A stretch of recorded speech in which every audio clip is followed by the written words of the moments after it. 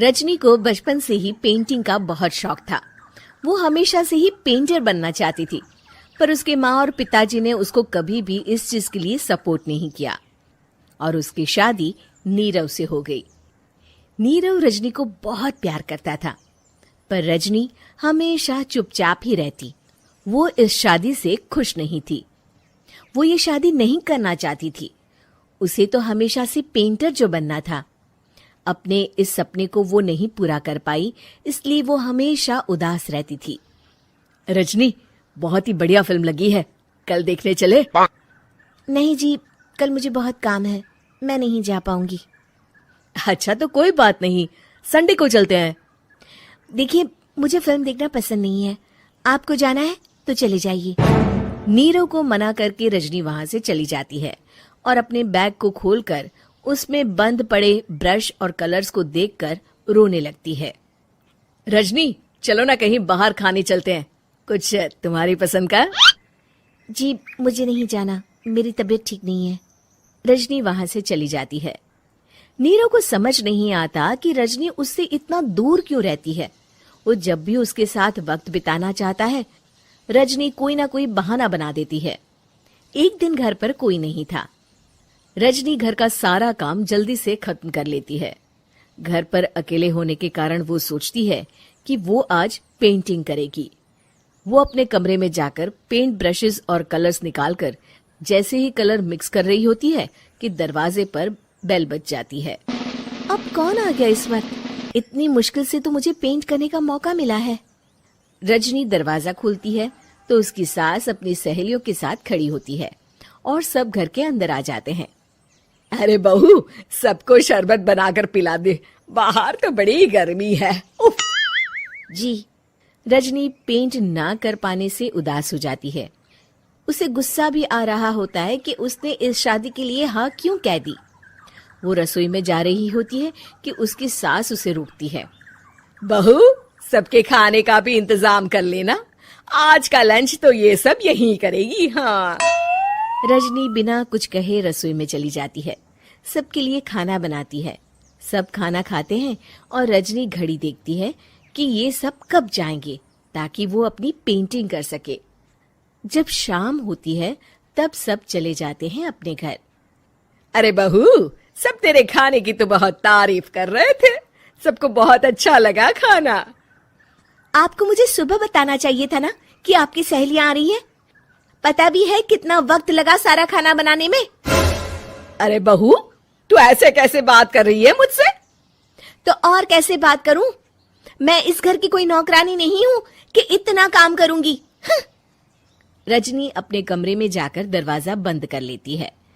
शाम को जब नीरव आता है तो उसकी माँ उसे पूरी घटना के बारे में बताती है। क्या रजनी ने आपसे इस तरह बात की माँ? हाँ, और पता नहीं उसे क्या हो गया है, शाम से बाहर भी नहीं आई है। मैंने तो कई बार आवाज दी, खाना भी नहीं खाया उसने। तू ही बात करके देख ले बेटा। नीरव अपने कमरे का दरवाजा खटखटाता है। रजनी, दरवाजा खोलो, मैं हूं। रजनी दरवाजा खोलती है और फिर वापस जाकर अपने बिस्तर पर लेट जाती है। रजनी, माँ से बात करने का ये क्या तरीका है? मैंने कोई गलत बात नहीं की है। अरे तुम क्यों ऐसे बर्ताव कर रही हो सबके साथ? क्या तुम इस शादी से खुश नहीं हो? रजनी कुछ नहीं बोलती। अरे बताओ मुझे रजनी, क्या ये शादी तुम्हारी मर्जी के खिलाफ हुई है? हाँ, मैं ये शादी कभी नहीं करना चाहती थी। तुमसे क्या, मैं किसी से भी शादी नहीं करना चाहती थी। रजनी रोने लगती है। चुप हो जाओ रजनी, बताओ मुझे, तुम क्यों नहीं करना चाहती थी शादी?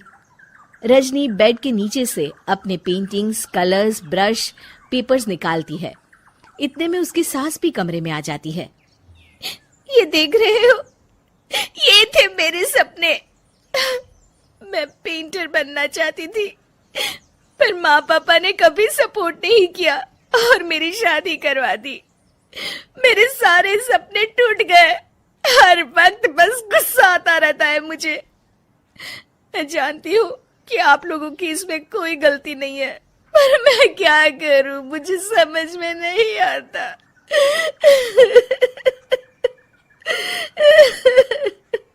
रजनी फूट फूट कर रोने लगती है।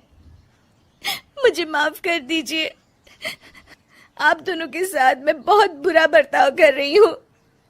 अरे रजनी बेटा, चुप हो जाओ तुम। नीरव पानी लेकर आता है। ये लो पानी पियो और शांत हो जाओ। रजनी पानी पीती है और उसकी सास पेंटिंग्स देख रही होती है। अरे नीरव, हमें तो पता ही नहीं था कि हमारी बहू कलाकार है। अरे कितनी अच्छी पेंटिंग्स बनाई है, देखो तो। ये वाली तो मैं अपने कमरे में ले जाऊंगी। आपको ये पेंटिंग्स अच्छी लगी? अच्छी नहीं, बहुत अच्छी लगी। और तुमने हमें बताया क्यों नहीं? तुम जब चाहे पेंटिंग कर सकती हो रजनी। हम तुम्हारे सपनों को पूरा करने में तुम्हारा पूरा साथ देंगे। हाँ बेटा, हम कला की कद्र करते हैं।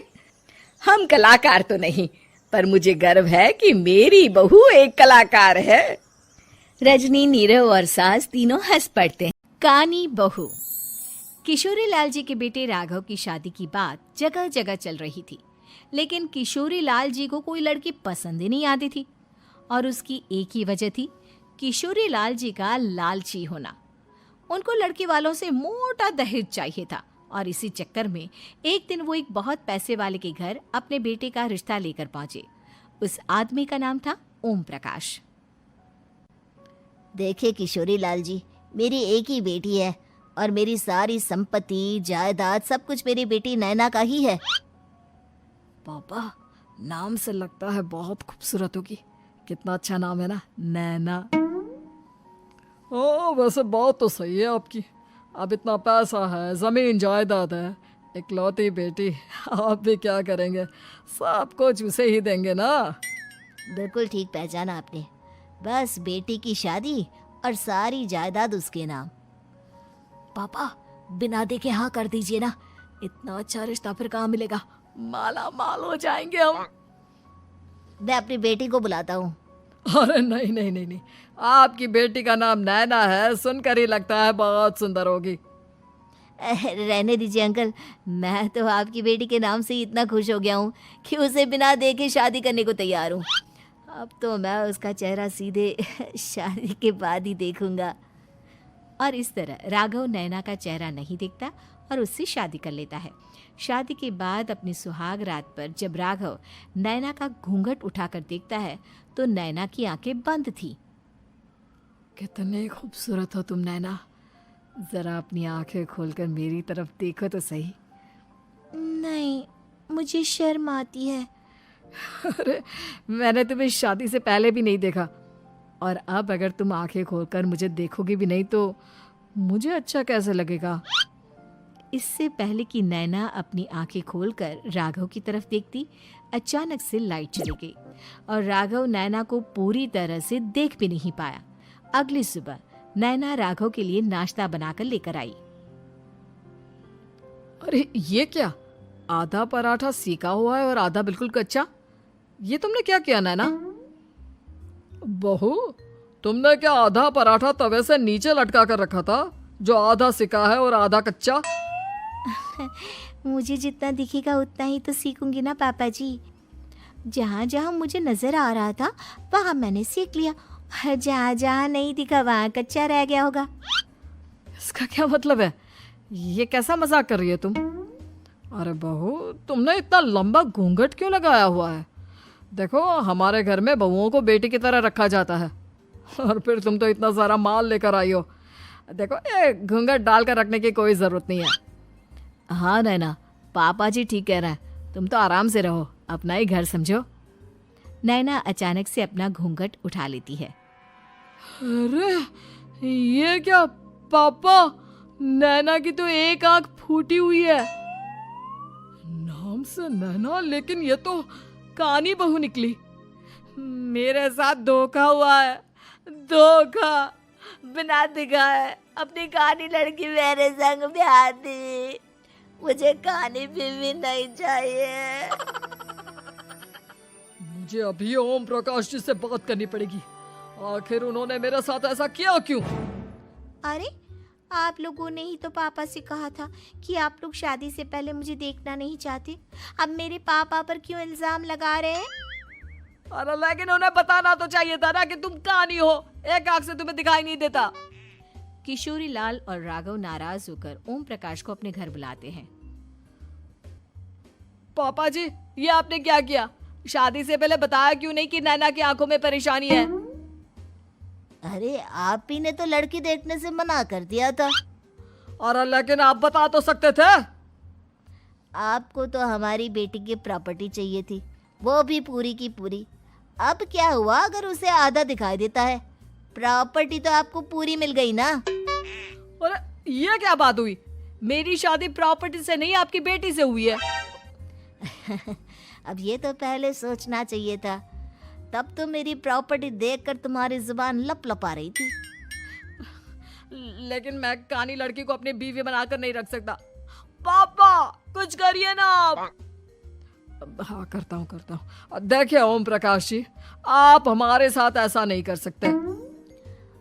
और तुम देखो, अगर तुमने मेरी बेटी से शादी तोड़ी ना, तो जो भी प्रॉपर्टी मैंने तुम्हें दी है वो तो पूरी की पूरी वापस ले ही लूंगा, और आधी प्रॉपर्टी तुम्हारी भी लूंगा। अरे मेरी आधी प्रॉपर्टी भला क्यों लेंगे आप? इसलिए क्योंकि मेरी बेटी को आधा नजर आता है और उसकी नजर अभी तक तुम्हारी आधी जायदाद पर ही पड़ी है। अब तुम उसे घर से निकालोगे तो कुछ तो लेकर जाएगी ना। और अगर हम आपकी बेटी को अपने घर की बहू बनाकर रखे तो? तो तुम्हारी पूरी प्रॉपर्टी तुम्हारी ही रहेगी, और जो मैंने तुम्हें दिया है ना, उसमें से बस मैं आधा लेकर जाऊंगा। अरे लेकिन अब आप अपनी दी हुई प्रॉपर्टी में से आधी वापस क्यों लेकर जाएंगे? अगर मैं आपकी बेटी को अपनी पत्नी बनाकर रखने को तैयार हूं तो? इसलिए ताकि भविष्य में अगर तुम मेरी बेटी को धोखा दो तो उसके पास कुछ तो रहे जो पति का हो। वैसे मेरे पास तो बहुत कुछ है, लेकिन अपने पति की कोई निशानी तो उसके पास होनी चाहिए ना। अब अगर तुमने मेरी बेटी को कानी कहा तो तुम्हें प्रॉपर्टी भी कानी ही मिलेगी, पूरी नहीं। जमाए राजा। किशोरी लाल और राघव समझ चुके थे कि वो बुरी तरह फंस चुके हैं और अब उनके पास वहां से निकलने का कोई चारा नहीं है। अब समझ में आया ना, लालच बुरी बला होती है। एक तो तुम्हें प्रॉपर्टी मिली, ऊपर से बीवी मिली, उसमें तुम्हें नखरे भी दिखाने हैं। आए बड़े, चुपचाप बैठो दोनों। कुछ दिनों के बाद नैना राघव की कार लेकर बाजार घूमने निकलती है और जब कार लेकर वापस आती है, ये क्या? एक तरफ से मेरी गाड़ी पूरी खराब हो चुकी है। लगता है तुमने मेरी गाड़ी को किसी दूसरी गाड़ी के साथ एक्सीडेंट किया है। अरे अरे कितना बड़ा नुकसान कर दिया तुमने बहू। वो क्या है ना पापा जी, मुझे एक आंख से दिखाई नहीं दे रहा था, सामने से गाड़ी आ रही थी। मुझे तो सिर्फ आधा ही दिखाई दिया और वो गाड़ी मेरी कार से रगड़ते हुए निकल गई। अब मैं क्या करूं बताओ? आप इसे ठीक कराने के पैसे कौन देगा? तुम्हारे पापा। तुमने मुझसे इस तरह से बात की? अभी रुको। नैना राघव की शिकायत ओम प्रकाश को कर देती है। देखो राघव, अब जो मेरी आधी प्रॉपर्टी तुम्हारे पास थी ना, उसमें से आधी और मैं लेकर जाऊंगा, क्योंकि तुमने मेरी बेटी को डांटा। अरे नहीं पापा जी, गलती हो गई, माफ कर दो। गलती की तो कोई गुंजाइश ही नहीं। अगली बार मेरी बेटी को डांटा तो बची हुई आधी में से आधी और ले जाऊंगा। लालच के चक्कर में हम दोनों ने बहुत बड़ी गलती कर दी बेटा। एक तो तुम्हें कानी बहू मिली और ऊपर से जो माल मिला वो भी काना। इस तरह राघव की हर एक गलती पर ओम प्रकाश उसकी प्रॉपर्टी का आधा आधा हिस्सा लेकर अपना सारा माल वापस ले गया और राघव को कानी बीवी से काम चलाना पड़ा। भाई लालच वाकई में बुरी बला है।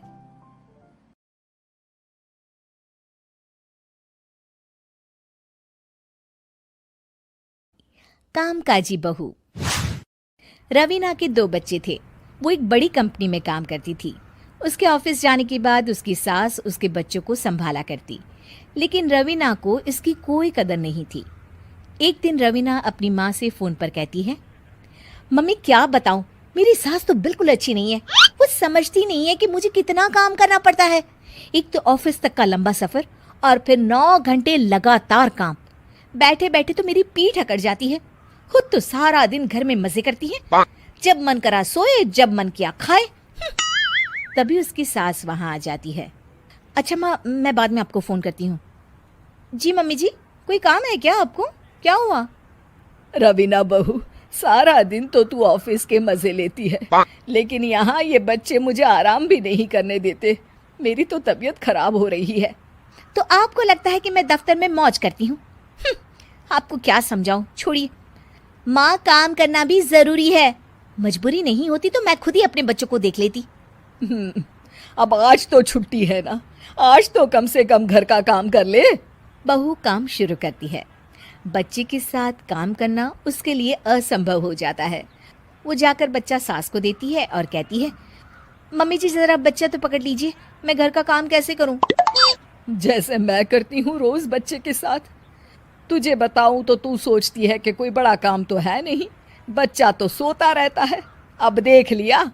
खैर, बस मैं यही तुझे समझाना चाहती थी। ला, बच्चा मुझे दे और काम कर। बहू मुंह बनाकर वहां से चली जाती है।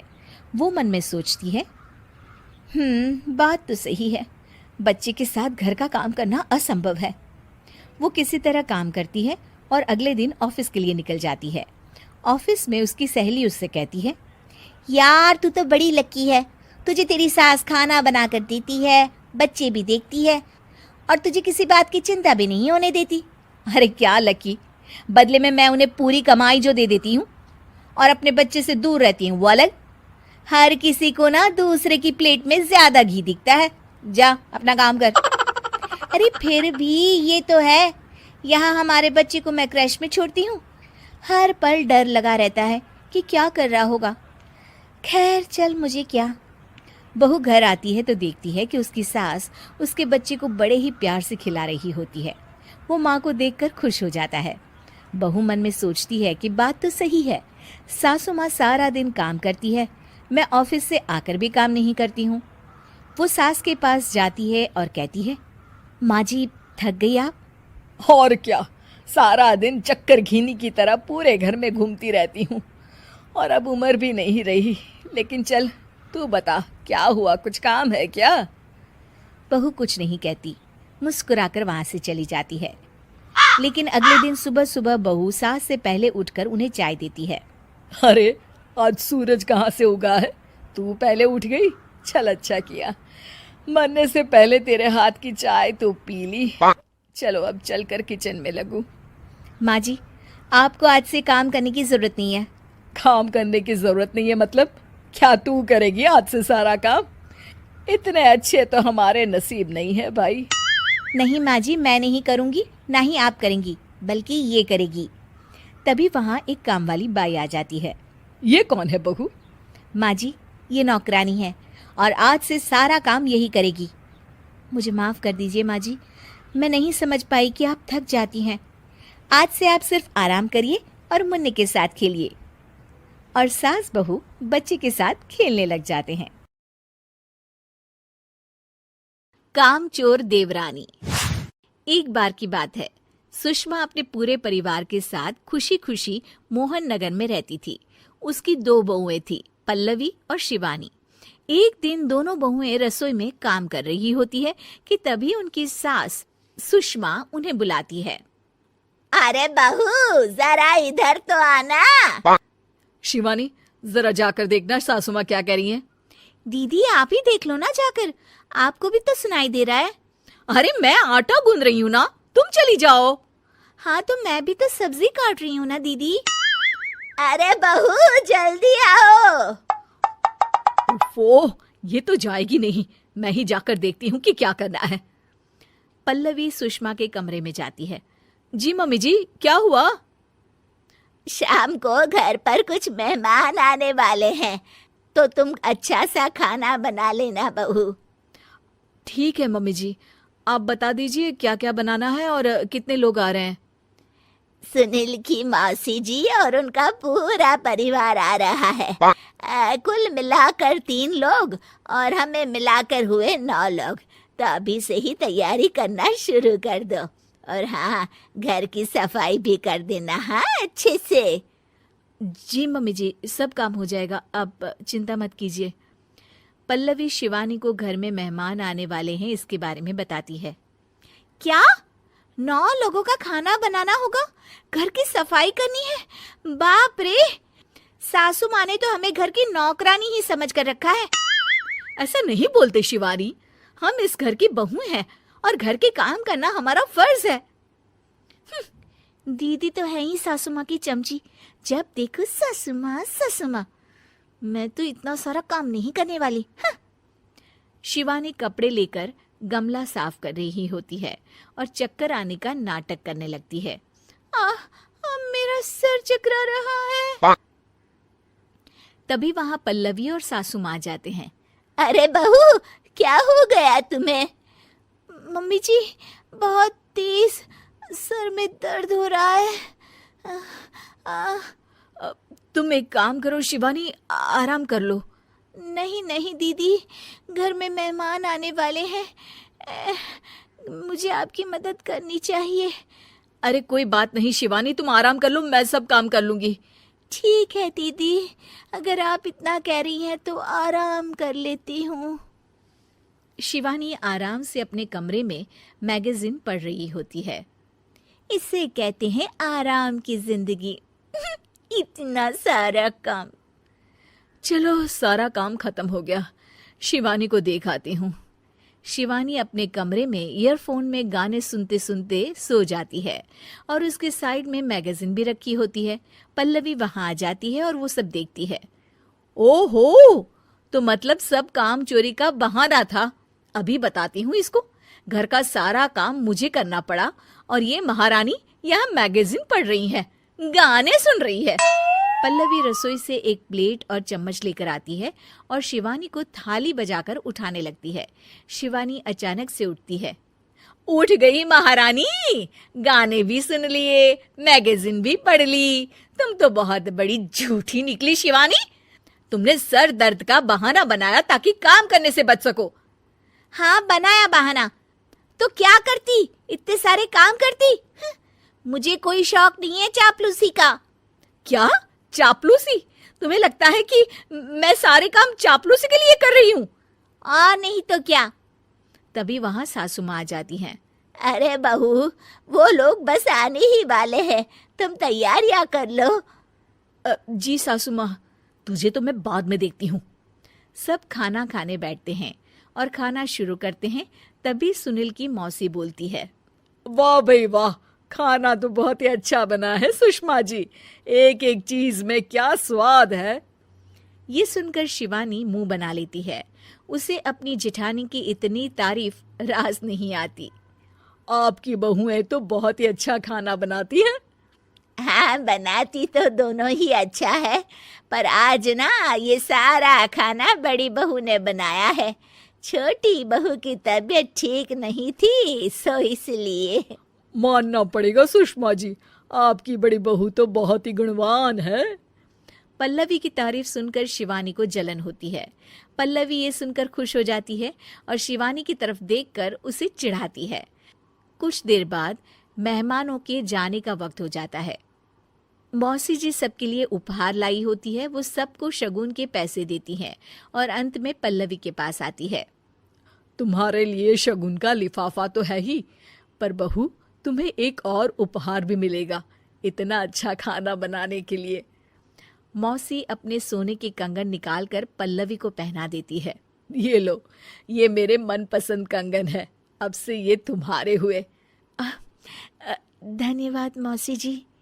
ये देखकर शिवानी तो पूरी तरह से जल जाती है और गुस्से से रसोई में चली जाती है। तभी वहां पल्लवी आ जाती है और उसे अपने कंगन दिखाने लगती है। देवरानी जी, अब आपका सर दर्द ठीक तो है ना? मुझे लगता है कि अब सर दर्द शुरू हो गया होगा आपका।